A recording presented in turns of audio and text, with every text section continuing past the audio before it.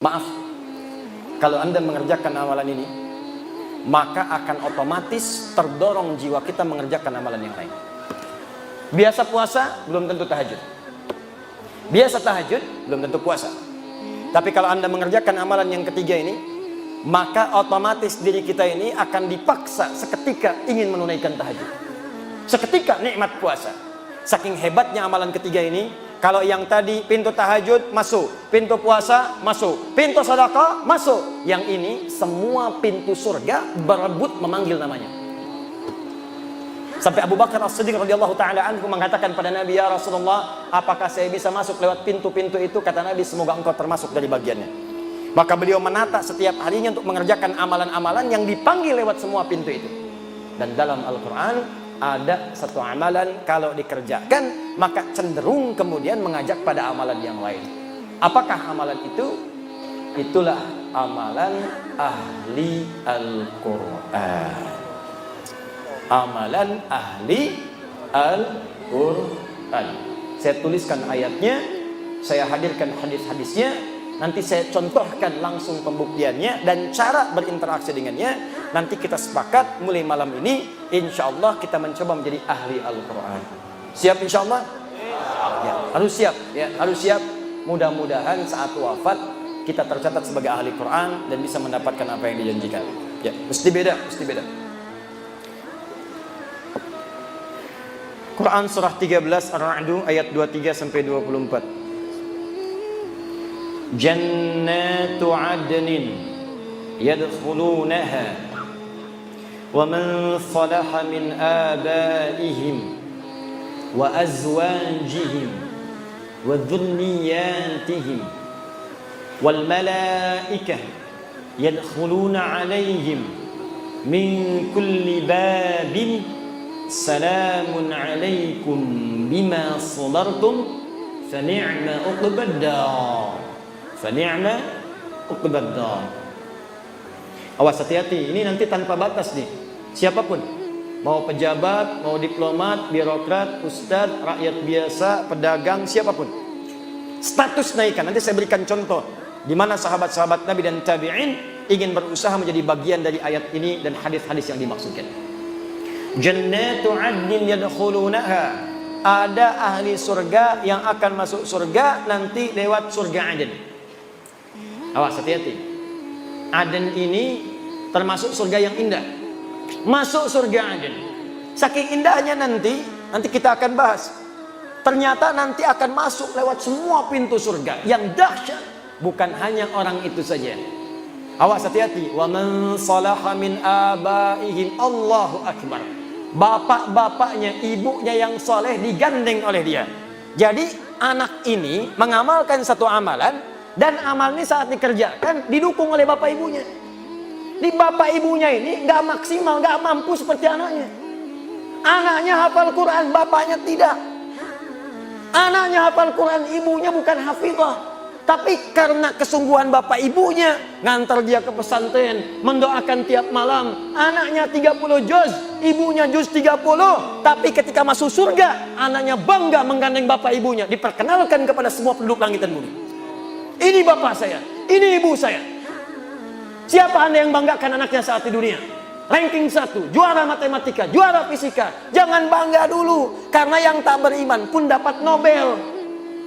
Banyak yang lebih hebat, banyak yang kaya, banyak yang triliunan hartanya. Bill Gates kah itu? Jeff Bezos kah itu? Warren Buffett kah itu? Banyak. Tapi yang kaya akhirat tidak ditemukan saat ini, nanti pembuktiannya. Maka saya ingin tunjukkan kepada Anda, jangan kalah oleh orang tua sekarang yang sudah berebut anaknya menjadi ahli Quran. Betapa sering saya kedatangan tumpuk-tumpuk kertas minta doa para ibu yang memohon kepada Allah Subhanahu wa taala. Ustaz, doakan anak saya memberikan mahkota nanti di hari kiamat. Ustaz, saya cuma buruh. Ustaz, saya cuma tukang cuci. Tapi Ustaz, saya pengen anak saya jadi ahli Quran di hari kiamat. Betapa ada seorang ayah yang cuma punya motor butut, Pak. Tapi anaknya dibawa untuk jadi ahli Quran. Dimodifikasi dashboardnya, menempuh jarak 20 km. Dibonceng anaknya, bawa anaknya buta, nggak bisa lihat. Sampai ke syekhnya datang, mau apa ke sini? Mau jadi ahli Quran. Bolak-balik, ini kisah nyata. Bolak-balik namanya Mu'adh. Seketika setelah hafal Al-Quran, bacaannya bagus, makhrajnya bagus, sampai mengguncang wilayah Timur Tengah. Datang reporter dari Kuwait bertanya, kenapa Adinda menghafal Quran? Apa yang dia katakan? Saya akan membawa Quran ini, dia belum balik waktu itu. Saya akan membawa Quran di hari kiamat. Dengan tangan saya gemetar, kaki saya gemetar. Saya tidak bisa berjumpa di hari kiamat nanti saat hisab dengan ayah saya lagi. Ibu saya tidak ada. Tapi saya akan berkata di hadapan Allah, ya Rabb, saya telah berusaha menghafal Quran selama hidup di dunia. Kalaupun bekal ini belum cukup masuk ke surga, tolong kurangi hukuman saya di neraka dengan Quran yang telah saya hafalkan ini. Tapi apa jawab Allah? Bukan neraka untukmu, surga untukmu. Bawa bapakmu, gandeng ibumu yang telah mendukungmu menjadi ahli Quran saat di dunia. Maka disebutkanlah dalam hadis riwayat At-Tirmidzi, nomor hadis 2915. Begitu akan masuk surga, Qurannya langsung berkata kepada Allah, Allahumma halli. Karena itu di Quran surah 35 ayat 33, paling kiri sebelah atas, maka disebutkanlah dia akan dihiasi. Ya Allah, kata Al-Quran, hiasi dia. Jannatu adnin yadkhulunaha yuhallawna fiha min asawir. Maka Allah tidak rida ahli Quran ini masuk ke dalam surga sebelum diberikan perhiasan dulu. Maka diberikanlah perhiasan. Pertama hiasan yang dipakaikan adalah gelang-gelang emas. Setelah dipakaikan gelang-gelang emas, diberikanlah mahkota. Fayulbasu ilaihi tajul karamah. Maka dipakaikan di atas kepalanya mahkota kehormatan untuk membedakan dengan yang bukan ahli Al-Quran. Begitu dipakaikan mahkota itu, maka kemudian Allah firmankan, hadirkan mahkota baru. Dipanggillah bapak ibunya yang soleh. Maka anak ini membawa mahkota itu yang dalam hadis disebutkan sinarnya lebih terang dibandingkan cahaya matahari yang masuk ke dalam rumah. Maka dipertontonkan di seluruh penghuni langit dan bumi, dipakaikanlah oleh anak itu di atas kepala kedua orang tuanya. Kami ada sekolah di Bekasi, namanya Al-Ihsan Islamic School. Anak-anak TK-nya diberikan manhaj menghafal Quran. TK-nya membaca dengan benar, diberikan dasar 2 juz. SD-nya nanti 30 juz. Wisuda di Mekah dengan di Madinah. Kemarin waktu pengukuhan untuk TK, baru TK, bapak ibunya dipanggil. Wisuda baru juz 30, masuk juz 29. Wisuda, bapak ibunya didudukan di atas kursi, anaknya diberikan mahkota-mahkotaan dari kertas. Dipakaikanlah mahkota itu oleh anak TK di kepala bapak ibunya. Jatuhlah air matanya pada saat itu. Hanya mahkota buatan, hanya yang terbuat dari kertas bisa menitikan air mata di kedua orang tuanya. Maka Anda bayangkan bagaimana di hari kiamat mahkota itu nyata diberikan di kepala kedua orang tuanya. Saya mau katakan kepada Anda hari ini, demi Allah saya katakan, sekarang banyak orang tua mengejar untuk mendapatkan itu. Ibu-ibu yang kelihatan mungkin kata orang dia miskin. Demi Allah saya mendapatkan ada sebuah kejadian yang luar biasa. Keluarga yang kelihatan sederhana, bapaknya kuli bangunan, ibunya hanya bekerja di sawah, ngambil-ngambil suluh. Masya Allah, masak-masak. Tapi kalau Anda kunjungi, makanan dihidangkan. Hampir tidak pernah tidak ada makanan ketika tamu datang. Dan dengan bangga mengatakan, Alhamdulillah, Abi diberi nikmat banyak oleh Allah. Setiap pekan datang, setiap bulan datang, membawa uang 500.000. 500.000 dalam kondisi sekarang disebut banyak karena berkah keluarganya. Tahukah Anda, ibunya itu hafal Al-Quran dengan 7 riwayat. Disuruh di sawah. Bapaknya kuli bangunan hafal Al-Quran, anaknya hafid semua. Anda di mana pada saat itu? Itulah orang-orang yang sering disebut dalam pandangan manusia. Mereka tertawa melihat mereka. Nanti akan tiba di hari kiamat. Ketika banyak orang menertawakan di dunia, mereka akan berbangga di hari kiamat. Karena mampu. Anda kalau cuma di Palembang hebat, di Indonesia hebat, yang bangga pada Anda orang Indonesia saja. Di akhirat semua penduduk langit dan bumi dipertontonkan dengan semua itu. Maka di manakah anak-anak Anda?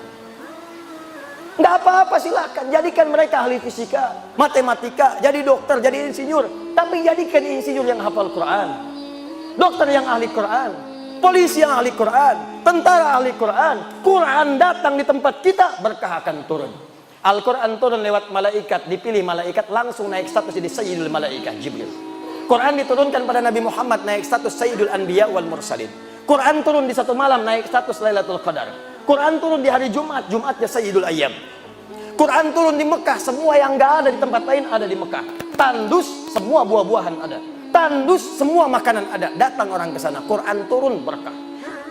Pindah ke Yathrib, Yathrib berubah jadi Madinah. Madinah kota peradaban indah. Maka ulama menyimpulkan setiap Al-Quran turun, ada ahli Quran di satu tempat, maka tempat itu akan berkah dalam kehidupannya.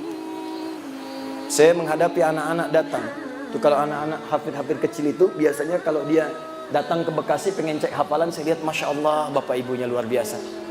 Ada yang kasih penghargaan, berangkatlah haji, difasilitasi oleh kerajaan Saudi, ditunjuklah kami menjadi Amirul Hajj. Begitu berangkat saya kira siapa yang saya pimpin, ternyata kebanyakan ahli Quran. Anda bayangkan yang hafal Quran anak-anak kecil, yang ikut haji, bapaknya ikut, ibunya ikut, gurunya ikut, temannya ikut, kerabatnya ikut. Yang hafal Quran satu orang, yang berangkat banyak orang. Anak Anda sekolah SD, tiba-tiba hafal Quran 30 juz, langsung keluar air mata, jatuh sujud syukur. Tapi yang akan orang tanya, siapa bapaknya? Siapa ibunya? Siapa gurunya? Yang hafal anaknya yang disebut sebagian orang-orang sekitarnya. Itu baru dunia, akhirat mahkota. Begitu diberikan mahkota, kata Al-Qur'annya, ya Allah, Allahumma zidhu, ya Allah, tolong bedakan fasilitator dengan penghafalnya. Bedakan fasilitator dengan ahli Qur'annya. Fayulbasu ilaihi libasul karamah. Maka dipakaikan di ahli Qur'an itu pakaian kehormatan. Kalau tadi mahkota, sekarang jubah kehormatan. Maka dengan jubah itulah dia gandeng bangga dengan tangan kanannya bapaknya, ibunya. Kemudian kalau dia hafal, laki-laki pernah menikah, istrinya. Kalau dia perempuan, suaminya. Dan di belakangnya wa dzurriyyatihim, anak cucu sampai keturunan terakhirnya.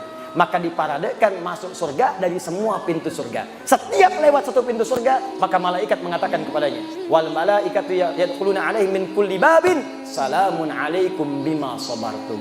Mereka mengatakan selamat bisa masuk ke sini karena Anda sabar saat di dunia. Sabar. Dengan Qur'annya. Orang mencela, sabar. Orang lihat koran, dia baca Al-Quran.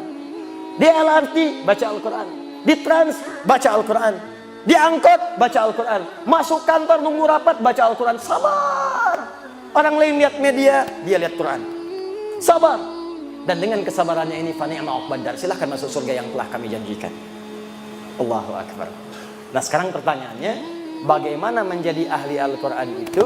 Karena berdasar riwayat-riwayat yang sahih, ternyata maaf sekali, ahli Al-Quran itu ternyata bukan sekedar hafal 30 juz. Ada hafal 30 juz, tapi disebut bukan ahli Al-Quran. Yang menyampaikan itu langsung sahabat Nabi, Abdullah bin Amr bin As. Awas hati, nanti saya sampaikan kisahnya. Ada yang hafal cuma satu surat, disebut ahli Al-Quran.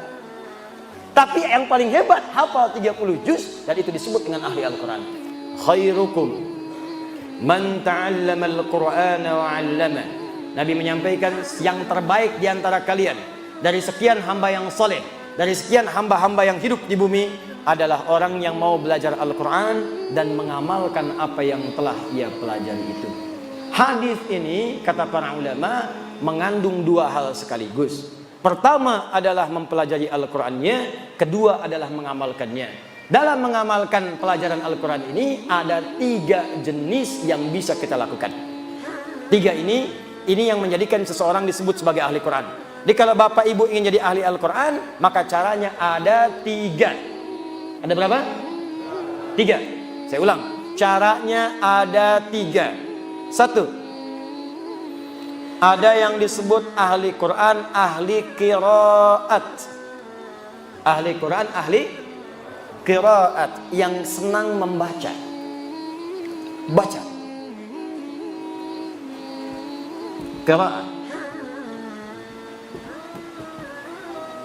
Jamaknya qiraat. Jadi untuk menghafal, Allah berikan kemudahan. Tapi dia senangnya baca. Sehingga karena senang baca ini, konsentrasi kehafalannya agak berkurang. Mungkin hafalnya cuma satu surat, Al-Baqarah saja misalnya. Atau hafalnya satu surat, Al-Ikhlas saja. Ada di antara sahabat Nabi yang kalau baca surat dalam sholat, saking ikhlas ya sholatnya, yang dibaca cuma Al-Ikhlas saja. Al-Ikhlas terus, Qul huwallahu ahad, Qul huwallahu ahad, Qul huwallahu ahad, sampai diadukan oleh sahabat yang lainnya. Ini hadis sahih, nyata. Ketika diadukan pada Nabi, ya Rasulullah, si fulan kau bacanya itu melulu. Jadi imam, Al-Ikhlas. Jadi imam, Al-Ikhlas. Sampai makmumnya pun sudah paham. Begitu mau sholat, pasti Al-Ikhlas. Ghairil maghdubi alaihim waladdallin. Al-Ikhlas. Diadukan pada Nabi, ya Rasulullah, si fulan bacanya Al-Ikhlas terus. Dipanggil oleh Nabi, ya fulan, kamu diadukan oleh kawan-kawanmu, kenapa baca Al-Ikhlas terus? Kata sahabat ini, ya Rasulullah, ana uhibbullah ta'ala, saya mencintai Allah. Saking cintanya dengan Allah, saya senang baca surat Al-Ikhlas karena kecintaannya kepada Allah. Masya Allah. Ahlullahi wa khasatuh. Kalimat itulah yang memasukkan dia dalam keluarga, barisan-barisan yang dicintai oleh Allah dan dikhususkan oleh Allah Subhanahu wa ta'ala. Kata Nabi, teruskan. Bayangkan.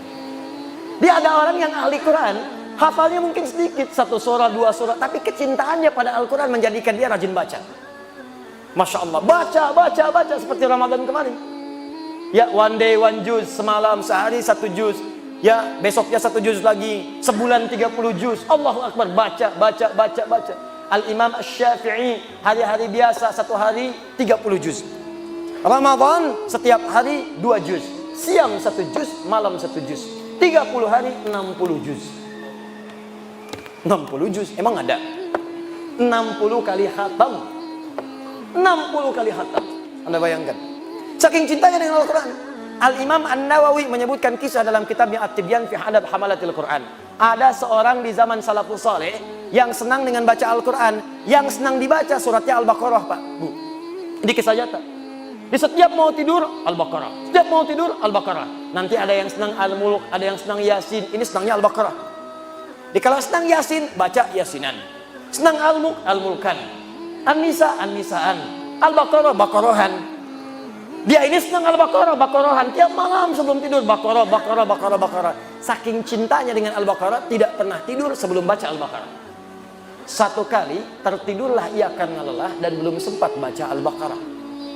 Di pertengahan malam dalam tidurnya, tiba-tiba terbangun kaget tuh.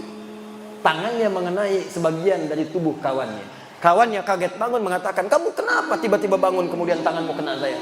Kata orang ini, laqad ra'aitu fil manam annani laqad natuhatnil baqarah. Saya tadi mimpi dalam tidur diseruduk Al-Baqarah. Sampai betina. Saking dekatnya dengan surat itu, diingatkan, kamu belum baca saya. Enak kamu tidur, baca dulu baru tidur. Bangun dia, ambil wudhu, baca. Makanya banyak keutamaan surah-surah dalam Al-Quran, fadilah-fadilah tertentu. Siapa yang baca Al-Mulk sebelum tidur, baca, maka jasadnya akan dijaga di alam kubur. Kedua, ada ahli Quran, rajin mengkaji Al-Quran. Bacanya sedikit. Nggak seperti yang lain, 1 juz sehari. Dia ini sehari paling banyak 10 ayat.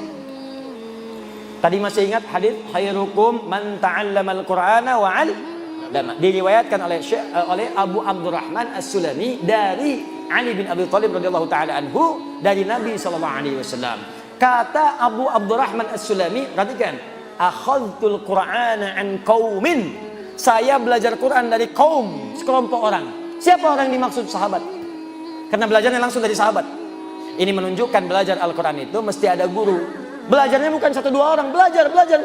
Begitu belajar, kata beliau, wallahi demi Allah, ketika belajar itu kami tidak belajar banyak, paling banyak baca 10 ayat.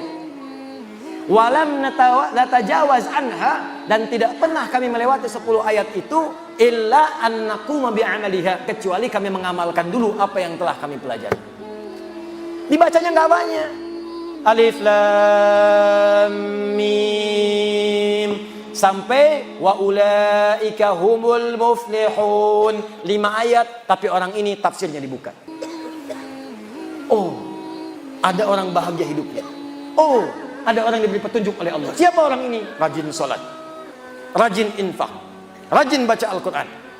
Paham dia artinya, paham maknanya, maka dia kerjakan saat itu. Dia keluarkan semua jenis sholat, fardunya, sunnahnya, rawatibnya, duhanya, salat wudunya, salat syuruknya, keluarkan, dan dia berusaha menunaikannya. Infak dia kejar. Apa saja jenis infak? Ada 5. Quran surah kedua ayat 215. Wa yas'alunaka madza yunfiqun, kepada siapa kamu mesti berinfak? Qul ma anfaqtum min khair, katakan kalau mau infak berikan yang baik-baik. Lil walidain, pertama orang tua. Wal aqrabin, keluarga terdekat. Wal yatama, anak yatim. Wal masakin, orang miskin. Wabis sabil, orang yang kekurangan bekal. Kejar oleh dia. Ke orang tua, kerja. Begitu dapat kemudian gaji, telepon orang tua, mama, hari ini aku punya hadiah spesial. Apa itu nak? Tunggu saja. Begitu datang, dibungkuslah sebuah hal yang sangat diinginkan oleh ibundanya. Dituliskan kemudian di atasnya, terima kasih mama telah mengandung saya, bersabar merawat saya, memberikan ASI untuk saya. Ini gaji pertama saya berikan untuk mama. Walaupun belum bisa memberikan apa-apa, semoga dengan ini doa Anda mengantarkan kita ke surga. Dibuka, Masya Allah. Begitu dibuka, handphone terbaru. Buka, dipeluk anaknya. Nah, bukan karena handphonenya, tapi karena cintamu kepada mama. Mama ridho dengan engkau. Ini ambil aja handphonenya. Yang penting engkau mencintai mama. Sudah cukup mendoakan kita untuk ke surga. Berpelukan keduanya, mengalir air matanya, dan hadirlah di situ nilai-nilai kemuliaan. Itulah infak ringan. Bacanya cuma 5 ayat, tapi ngamalkannya yang luar biasa. Makanya banyak sahabat yang hafal Quran itu puluhan tahun. Umar bin Khattab radhiyallahu taala anhu 20 tahun. Ada yang 40 tahun. Abu Abdurrahman As-Sulami itu 40 tahun. Padahal beliau pebisnis. Masya Allah, jualan, dagang, macam-macam. Ketika mendengar hadis Nabi tadi, khairukum man ta'allama al-Qur'ana wa 'allamah. Kalau kamu pengen jadi orang hebat, maka mendekat kepada Al-Quran. Maka beliau sambil berusaha tadi menjadi ahli Quran. Belajar Quran, baca, amalkan. Sampai mengatakan, tidak pernah ada yang menempatkan saya pada status yang terbaik saat ini, kecuali hadis tadi. Maka ayo, kalau tidak sempat punya banyak waktu baca 1 juz per hari, setidaknya baca 1 ayat, lihat tafsirnya, amalkan isinya. Maka Anda masuk golongan yang kedua. Hati-hati, kata Amr bin As radhiyallahu taala anhu, perhatikan kalimatnya. Aku dapati di era Nabi banyak orang yang cuma hafal 1 surat tapi mengamalkan isinya dengan sepenuh jiwanya. Tapi nanti aku prediksikan di masa kini yang akan datang akan banyak orang hafal 30 juz saking mudahnya seperti meminum air. Air itu diminum tidak ada hambatan, masuk langsung. Kata Amr bin As, ya ada orang yang akan hafal Quran semudah meminum air, tapi sangat berat dalam mengamalkannya. 30 juz hafal, tanya halaman, tanya ayat, tanya nomor, tanya posisi, hafal semua, tapi mengamalkannya begitu berat. Hati-hati. Dia hafal ayat tentang bersikap baik. Awas, hati-hati. La yasraqu minkum, jangan saling mencela. Tapi mengamalkannya sulit. Dia hafal ayat jangan berselisih, wala tafarraqu, hafal ayatnya, tapi mengamalkannya sulit. Hanya karena 1 kunut, 1 tidak berselisih, padahal ayatnya hafal. 1 bismillah jahar, 1 sir berselisih, padahal ayatnya hafal. Ada terjadi seperti itu? Ada. Berarti prediksi sahabat itu benar. Maka kalau ingin jadi ahli Quran, pilihan pertama banyak membaca, pilihan kedua menelaah, yang ketiga ini yang paling hebat. Orang yang mampu menghafal Quran selama hidupnya dan berusaha mengamalkannya. Orang ini disebut dengan hamilul Quran. Hamilul Quran. Orang sekarang menyebutnya hafid. Orang dulu tidak menyebut hafid. Karena hafid itu orang yang hafal hadis 100.000 hadis dengan sanadnya plus matangnya. Orang-orangnya sampai ke Nabi dan isinya 100.000 disebut hafid. Tapi kalau hafal Quran dan mengamalkannya disebut hamilul Quran. Orang yang mengandung Quran dalam dirinya. Ibu hamil mengandung maka akan menjaga kandungan. Makan makanan yang baik, ya, cari yang bergizi, dijaga perilaku supaya bayi yang dikandung itu baik, sehat keluarnya, janinnya bagus, bayi bagus. Maka orang yang mengandung Al-Quran pun akan menjaga Quran dalam dirinya. Dia akan menjauh dari yang haram, menjauh dari perkataan yang buruk, dan dia kejar untuk mendapatkan status yang terbaik. Itulah yang paling